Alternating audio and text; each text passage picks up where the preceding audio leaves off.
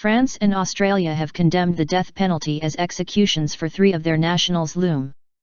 Earlier, Australia called on Indonesia to delay executing 2 convicted Australian drug traffickers until corruption claims were investigated. Chan and Myuran Sukumaran were convicted in 2006.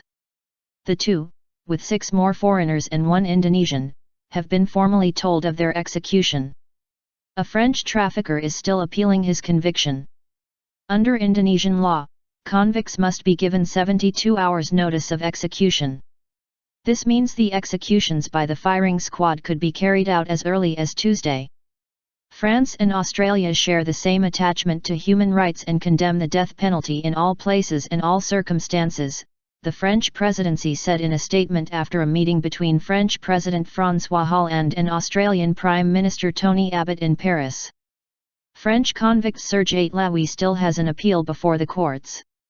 France has warned of consequences if the execution goes ahead. Meanwhile, Philippines President Benigno Aquino appealed to Indonesian President Joko Widodo for humanitarian consideration in connection with the case of a Filipino woman, Mary Jane Veloso, who is also on death row for drug trafficking offences. Mr. Widodo's spokesman said he was sympathetic and was consulting the Attorney General on legal issues.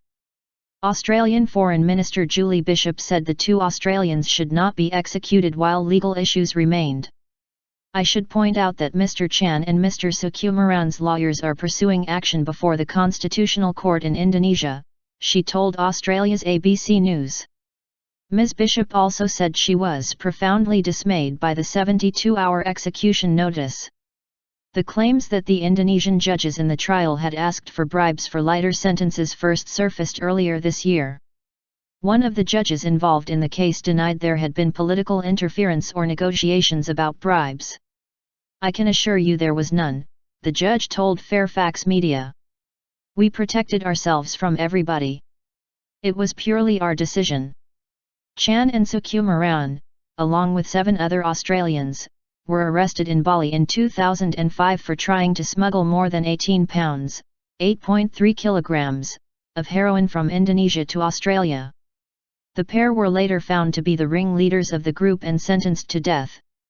Australia's top politicians have been actively campaigning for clemency for the 2. The other 7 members of the Bali Nine are currently serving either life or 20 years in prison.